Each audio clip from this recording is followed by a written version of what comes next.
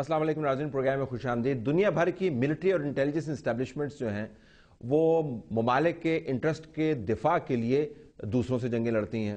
ہماری military establishment اور intelligence establishment جو ہے لگتا یہ ہے کہ پاکستان کے اندر اپنے دفاع کی جنگ لڑنے میں مصروف ہے۔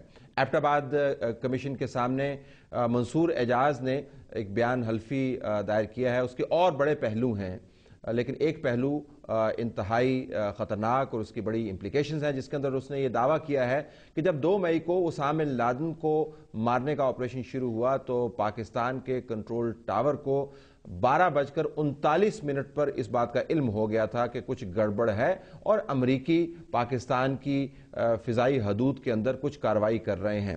اگر ایسا ہے تو ہم کیا سمجھیں پاکستان کی سیکیورٹی کا حال کیا ہے؟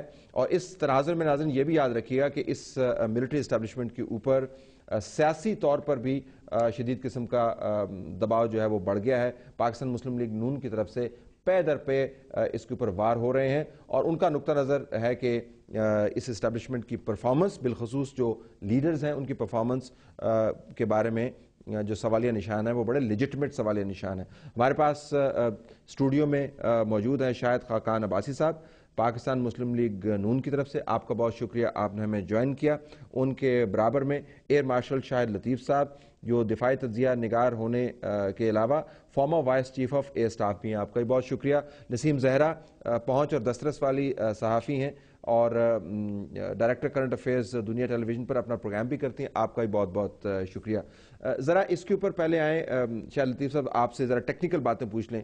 یہ جو اخبار میں آج انصار عباسی کی سٹوری بھی چھپی اور ناظرین دیکھ بھی رہے ہیں کہ ایئر ٹریفک کنٹرول آفیسرز کا جو ہیلی کاپٹر کے اندر لوگ موجود تھے ان کے ساتھ بات چیت، رابطہ، تو ٹیکنیکلی یہ آپ کو ظاہراً درست لگتا ہے؟ ایسی ہی بات چیت ہوتی ہے یا نہیں؟ دیکھیں جی، سب سے پہلے تو آپ یہ دیکھیں، مجھے اجازت دیں کہ تھوڑا سا اس کا میں پس منظر بیان کر دوں۔ جب یہ واقعہ ہوا 2 مئی کا، اس سے پہلے یہ اسٹیبلش کرنا بہت ضروری ہے کہ انوائرمنٹ کیا تھی۔ انوائرمنٹ یہ تھی کہ نارتھ وزیرستان کے آپریشن کے اوپر، اور یہ بات آج اخبار میں بھی آئی اور میں ایگری کرتا ہوں اس کے ساتھ، نارتھ وزیرستان میں آپریشن کے اوپر بٹوین ISI اینڈ CIA اچھا خاصا کلیش تھا، چونکہ آپریشن یہ نہیں کر رہے تھے تو اس کے اوپر ان کی طرف سے دباؤ تھا۔ اس کے بعد ان کی آپس میں پرابلمز بڑھی۔ انہوں نے کہا کہ وہ جو ہماری دونوں کی طرف سے انٹیلیجنس شیئرنگ ہے اس کا معاملہ ٹھیک نہیں ہے، لہٰذا بریک ڈاؤن ہو گیا۔ اچھا، پھر ریمنڈ ڈیوس ہوا، ریمنڈ ڈیوس کے بعد اور بھی معاملات بہت خراب ہو گئے، اور یہ 2 مئی کا جو قصہ ہے یہ اس بیک گراؤنڈ میں ٹھیک۔ لیکن اب اس پہ آئے ٹیکنیکلی، جی میں آنے لگا ہوں، اب میں پروگرام اسی پہ کریں گے، میں آنے لگا ہوں۔ یہ بتائیں، بات یہ ہے کہ آپ کا جو ویسٹرن بارڈر ہے اس کو ایسٹرن بارڈر کی طرح ٹریٹ نہیں کیا جاتا، اس کو ایک فرینڈلی بارڈر سمجھا جاتا ہے، اور خاص کر جب وہاں امریکنز آپریٹ کر رہے ہیں تو ان کو الائز ہے، آپ کے کولیشن پارٹنرز ہیں، لہٰذا وہاں پہ الارمز اس طرح کریٹ نہیں ہوتے جس طرح ایسٹرن بارڈر سے کریٹ ہوں گے۔ کوئی بھی انگریشن ایسٹرن بارڈر سے ہوگی فوری طور پہ ہوسٹائل اینڈ ایکشن اس کے اوپر لی جائے گی۔ ویسٹرن بارڈر پہ ایسا نہیں ہے۔ اب یہ دیکھیے کہ ویسٹرن بارڈر پہ اگر یہ 3 ہیلی کاپٹرز یا 2 پہلے انٹر ہوئے، 2 بعد میں انٹر ہوئے، انٹر ہونے کے بعد وہ انفارم کرتے ہیں، اور یہ ATC نہیں ہوتی، یہ ریڈار کنٹرولرز ہوتے ہیں، جو ریڈارز ہوتے ہیں نا جی، یہ ان کا کام ہے پک کرنا، بیکاز ان کا سرویلنس سسٹم چل رہا ہوتا ہے، جو بھی چیز بارڈر لائن وہاں ڈرا ہوئی ہوتی ہے اسکوپ پہ، وہاں سے جو بھی چیز انٹر ہوگی ایریل آبجیکٹ، وہ فوری طور پہ اس کو پک کرنا۔ آپس میں جو بات چیت ہوگی کیونکہ یہ ٹیکنیکل چیزیں ہیں، یہ ریڈار کنٹرولر کی اور ہیلی کاپٹر اسی قسم کی بات چیت ہوگی، جی ایسے ہی بات ہوگی۔ وہ ان کو پوچھیں گے کہ آپ کون ہیں۔ اچھا، اس سے پہلے جس کسی نے بھی یہ فلائٹ لینی ہو اکراس دا بارڈر، وہ ایک فلائٹ پلان نامی چیز ہوتی ہے جو آپ ٹیک آف کرنے سے پہلے فائل کرتے ہیں، وہ جتنے یونٹس راستے میں ہوتے ہیں ان سب کو پاس ہوتی ہے۔ اب اس کیس میں لگتا یہ ہے، پہلی بات یہ ہے کہ وہ فلائٹ پلان پاس ہی نہیں ہوا۔ اگر وہ فلائٹ پلان ہوتا تو یہ ریڈار کنٹرولر فوری طور پہ اس کو پتا ہوتا کہ ان کو آتھورائزڈ ہے یہ جو فلائٹ ہے یہاں انٹر ہونے والی۔ اب جب وہ انٹر ہوتے ہیں تو وہ خود بتاتے ہیں کہ we are so and so, اور ہم 3 ہیلی کاپٹرز ہیں یا 2 ہیلی کاپٹرز ہیں، اور امریکن ایمبیسی کے ہیلی کاپٹرز ہیں، اور ہم یہاں سے انٹر ہوئے ہیں، اور ہماری ہماری ایمبیسی کے تو نہیں ہیلی کاپٹر، مطلب یہ کہ اگر وہ اپنا روٹ فالو نہیں کر رہے، ویسے ٹیکنیکلی اگر وہ اپنا روٹ فالو نہیں کر رہے، اور وہ ایک بیان مجھے اس طرح لگا جی کہ ہم نے ادھر بادل بڑے ہیں جی، ہم نے ادھر نہیں جانا، نہیں پلیز سنیے، جس رشتہ دار کو گولی نہیں دیتے ہوتے کہ جی میں دیر ہو گئی ہے، میں ٹریفک میں پھنس گیا ہوں۔ سنیے، یہ انیشیل ٹیکنیکلی ٹھیک ہے، انیشیلی روٹ میں کوئی پرابلم نہیں تھا، وہ تو دے سیٹ کورس ٹورڈز چکلالہ بیس، ٹھیک ہے، اور باقاعدہ بات چیت ہو رہی ہے اور وہ اس کورس کو فالو بھی کر رہے ہیں، ٹھیک ہے. اب راستے میں یہ ایبٹ آباد کے قریب آ کے انہوں نے ڈیویٹ کیا ہے. ٹھیک ہے. جب کورس سے ڈیویٹ کوئی کرتا ہے تو پھر وہ دیکھیں پہلی بات غلطیاں یہاں پہ بھی ہوئی ہیں. ٹھیک ہے. اب پہلی غلطی یہ ہوئی ہے کہ اگر وہ انٹر ہوئے ہیں ان کے اوپر فلائٹ پلان نہیں ہے تو آپ نے الارمز کیوں نہیں ریز But کیا؟ from the looks of it, from the looks of it, جی. آپ کے خیال from the looks of it, جی. یہ جو نیریٹو ہے from the looks of it یہ درست ہے.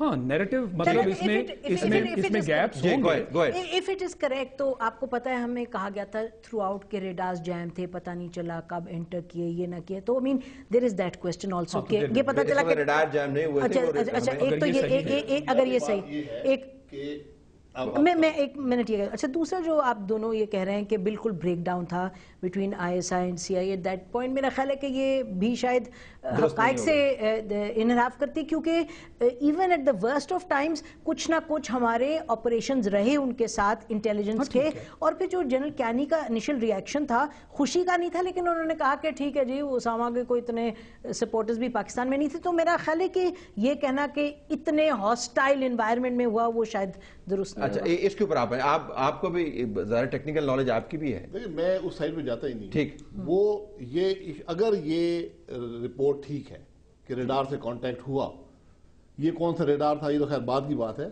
اصل بات یہ ہے کہ اس ملک کی ایک جوائنٹ سیٹنگ ہوئی جس میں ملٹری لیڈرشپ آئی، انہوں نے بریفنگ دی اور یہ کہا گیا کہ ہمیں کوئی علم نہیں تھا کہ ہیلی کاپٹر آئے. ٹھیک.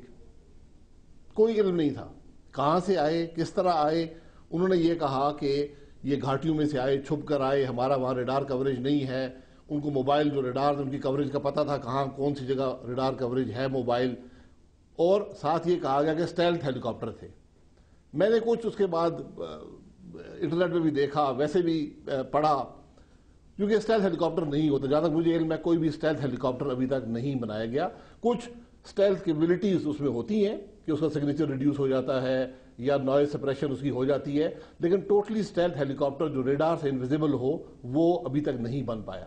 ٹھیک. لیکن بنیادی بات یہ ہے کہ کیا جو باتیں قومی اسمبلی اور سینٹ کی جوائنٹ سیٹنگ کو بتائی گئیں کیا وہ حقیقت میں مبنی تھی یا نہیں تھی، کیونکہ یہ بات اس کی مکمل نفی کر رہی ہے. اچھا لیکن آپ ایئر چیف نے ایبٹ آباد کمیشن کے سامنے اس کے بالکل خلاف ایک سٹینڈ لیا ہے. اب ایشو یہ ہے کہ ایئر چیف کے سٹینڈ کو آپ یقین کرتے ہیں یا منصور اجاز کے سٹینڈ کو یقین کرتے ہیں؟ آپ کو تو منصور اجاز کے سٹینڈ کے بارے میں سوال اٹھانا چاہیے. نہیں میں تو منصور اجاز تو اس ملک کا شہری نہیں ہے نا. نہیں ہمارا اس کا تعلق نہیں ہے. میں یہ کہہ رہا ہوں کہ اگر یہ جو ایک ٹرانسکرپٹس دی گئی ہیں ریڈار اور جو جہاز تھے ان کی آپس میں جو باتیں ہیں جو کمیونیکیشن ہے، یہ ٹرانسکرپٹ مہیا کی گئی ہیں، کیا یہ درست ہے یا نہیں ہے؟ اس کی طرح کو پہنچنا اصل نقطہ یہ کمیشن کا کام ہے. کمیشن کا کام ہے، لیکن اس کے ساتھ ساتھ میرے خیال میں اسٹیبلشمنٹ کا بھی کام ہے. They also have to come clean. یہ کتنا بڑا ایشو ہے یہ کہنا منصور اجاز کی طرف سے. منصور اجاز کا نام میں اس وجہ سے لے رہا ہوں کہ اسی اسٹیبلشمنٹ نے منصور اجاز کے میمو گیٹ کے اوپر ایک ایسا سٹینڈ لیا ہے کہ جو منصور اجاز کو کلی طور پر انڈورس کرتا ہے، اور آپ کی پارٹی نے بھی منصور اجاز کے معاملے کے اوپر ایک باقاعدہ پٹیشن دائر کی ہوئی ہے. تو ایسا نہیں ہے کہ منصور اجاز کو آپ صرف غیر ملکی سمجھتے ہیں. میرا خیال ہے کہ یہ بہت اہم ہے. سمجھتے ہیں منصور اجاز کو کریڈیبلٹی اس وقت ملی جب اس ملک کی انٹیلیجنس کے اعلیٰ ترین ادارے کے اعلیٰ ترین افسر ان کے پاس گئے، تفتیش کی اور اس ایویڈنس کو ویریفائی کیا. قانونی کریڈیبلٹی تب ملی جب جناب کی پارٹی نے پٹیشن دائر کی، اور اس کے بعد نواز شریف 2 مہینے صاحب انتظار کیا، کالی ٹائی لگا کر نواز شریف صاحب تمام لوگوں کے ساتھ گئے. وہ گئے کیونکہ ہم نے 2 مہینے انتظار کیا کہ اسمبلی میں حکومت کچھ اس کی ڈینائل کرے یا اس پر بات کرے.